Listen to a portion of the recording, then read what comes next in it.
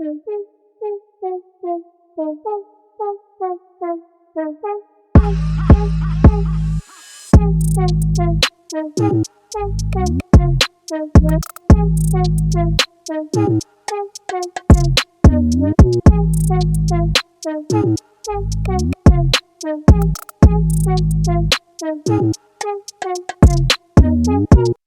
and welcome to my personal cinematic journal, 10,000 Flicks. I'm Connor Eyzaguirre, and today I am reviewing number 6,344 on my giant watch list, 1975's Picnic at Hanging Rock, one of the early films by future acclaimed director Peter Weir, and a very dull, plodding trek through the Australian countryside as we follow a group of girls who decide to go on a school-sponsored picnic, and they don't all come back.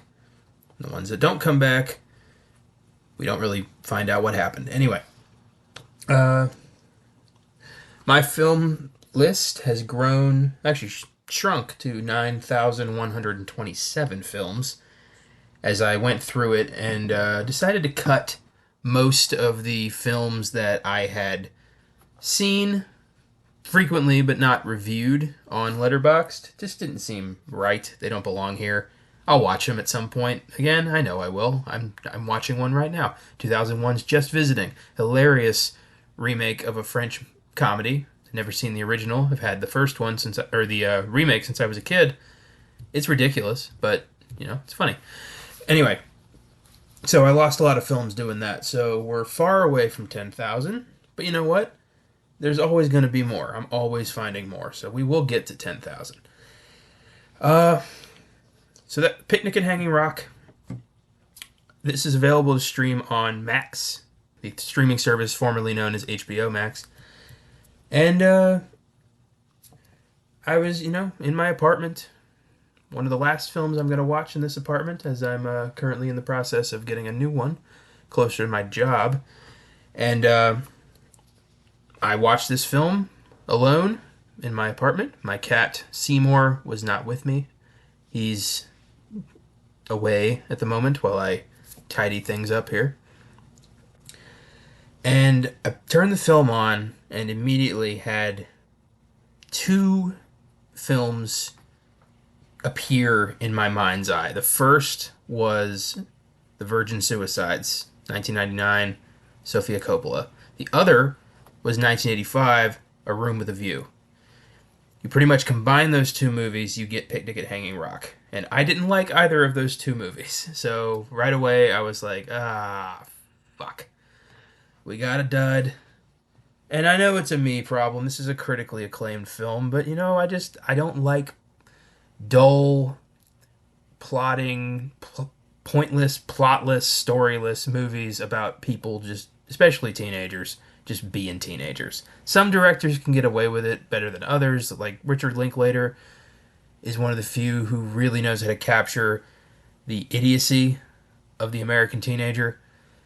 And I know that they're not supposed to be stupid in this movie. They're supposed to be kind of restricted, very structured in this Australian prep school. But I just don't find teenagers that interesting, even in a film like this where it's a mystery essentially. You're trying to figure out what happened to these vanished kids. And the fact that you don't get that, kind of sucks. With that, before I go any further, let me read my Letterboxd review of this film, which I gave 2.5 out of 5 stars. This film reminded me so much of The Virgin Suicides, another film about a group of sheltered young women who say goodbye to the world. Granted, we never find out what happened to the girls at Hanging Rock, except for the amnesiac who was found alive. More on her later. This is one of the early films of acclaimed director Peter Weir, and that gave me high hopes for it. But Picnic at Hanging Rock is fairly self-indulgent and lacks any real story. Several girls from a local prep school go missing during a rural picnic at Hanging Rock. There's no sign of them, and it haunts everyone around the incident. One of them is found, alive, but with no memory of what happened. And that's pretty much it. We aren't treated to any investigation or any theories, and if we do, it's pretty quick. After the disappearance, the film refocuses on how the incident has damaged the school's reputation, and the headmistress resents the lost girls for ruining her stiff upper lip day. It's an inherent human trait that we crave closure when we can get it. We want to see things through, we want to know who the killer was, we need to know what happened. The very fact that Picnic at Hanging Rock never lets us have that hurts. I can respect a film's reluctance to give us all the answers, but it's got to give us something in return. Maybe interesting characters or a tease of potential theories. At least Weir's films got way, way better. Yeah, it's closure's important, you know. It's a part of our DNA. We want to know why did something happen, how did something happen, and when we don't get that, things feel incomplete. Feels like we lost out on something. And Picnic at Hanging Rock did that to me. I just feel, you know, I didn't read the novel the film is based on. It's been remade several times as, you know, BBC miniseries and whatnot. It's an acclaimed Australian film. But I don't see it. I just don't. It's not gelling. I don't know. There's not a lot to talk about here, which is a damn shame. I'll talk about Peter Weir. Why not? I love Peter Weir. He's one of my favorite filmmakers. His track record is insane. You know, Master and Commander, The Truman Show, Dead Poet Society. Like, what a rock star, especially The Truman Show. I mean, that film is just fantastic. Just a delightful sci-fi dramedy, existential crisis film. You know, what is life if you're not in control of it yourself? Crazy. Then Dead Poet Society is one of the best coming-of-age films ever made. One of Robin Williams' finest performances. I cry every time I watch it. I recently watched Master and Commander for the first time due to a podcast from a while back. I think we were doing Pirates. And it just seemed right. That is a fantastic film as well. I don't know why more people don't talk about that film these days. It's really an epic, you know, seafaring naval movie. Witness, that was his too. Fantastic. Yeah, what has he been up to? He did The Way Back in 2010, but that's it. It's a 7-year gap between Master and Commander and The Way Back, and he hasn't done anything since. What a damn shame. He's not dead. I don't know if he's retired. I'd love to see more. 6 Oscar nominations, no wins. It's time. Picnic at Hanging Rock, not one of his best, but, you know, again, that's a personal not endorsement. Let me go through some. This is gonna be a quick one. Let me go through some scenes of the film and my own personal theories about what might have happened. So, in the opening credits, we're treated to this really creepy, mysterious flute music, done by Jorgi Zemfer. I don't know if I'm pronouncing that correctly, but it's you may have heard his work in Kill Bill during Hattori Hanzo's gifting of the sword to the bride scene. But it sets up this vibe of like, you're about to watch something kind of weird. You might not like it. You might not understand it. I hope you don't get distracted, because I got distracted quite a lot. When a movie doesn't draw me in, you know, our attention spans are already completely disintegrated by the advent of social media in the first place. So if a movie isn't immediately interesting now, I often find myself, you know, reaching for my phone, checking nonsensical shit. I don't like that. I don't like that I do that. But, you know, it's not entirely my fault. You know, shit's got to stay interesting. So these girls get to go to this weird Stonehenge-esque place called Hanging Rock.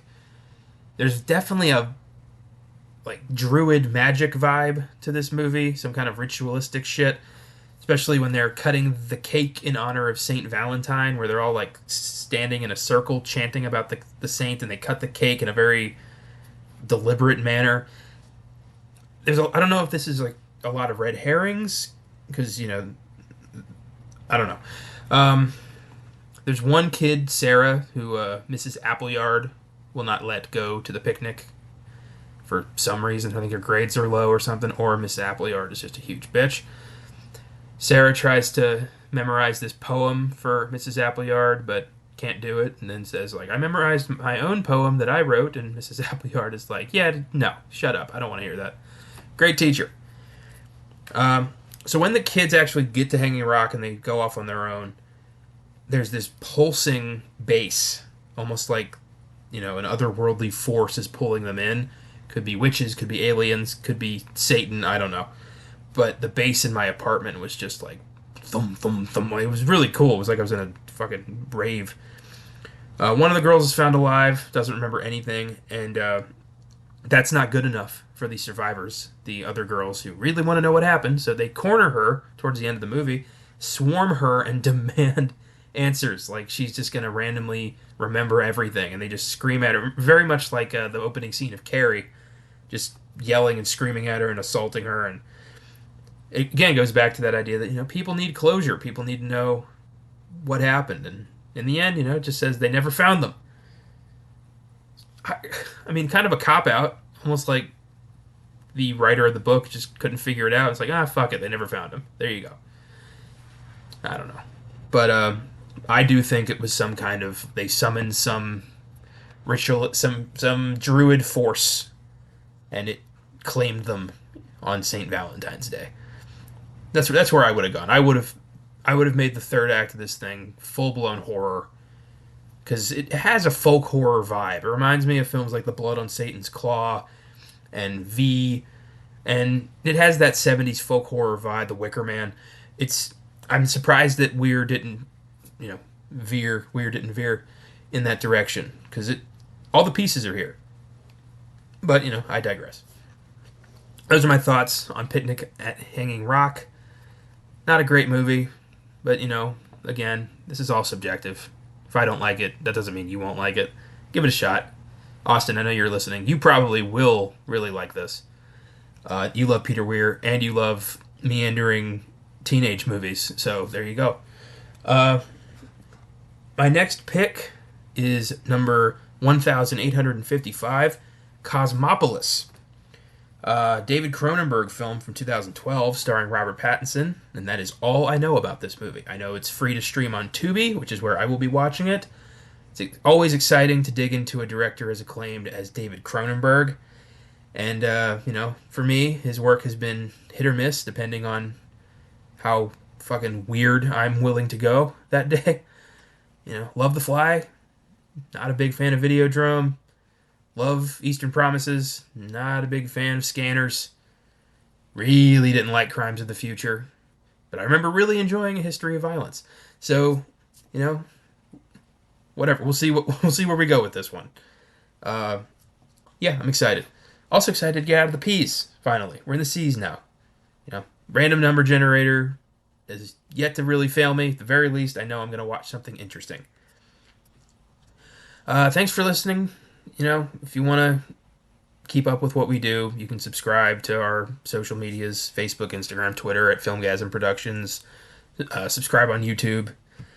We're all over the place. We're always cranking out content. We just dropped a couple of first thoughts on Spider-Man Across the Spider-Verse and The Boogeyman. And we've got an episode on Sicario about to come out, or it just came out. I don't know when this one's going to be dropping. But there you go. Looks like I'm about to hit, about 13 and a half minutes. Not bad for a movie I really had nothing to say. Looking forward to Cronenberg. Thanks for listening.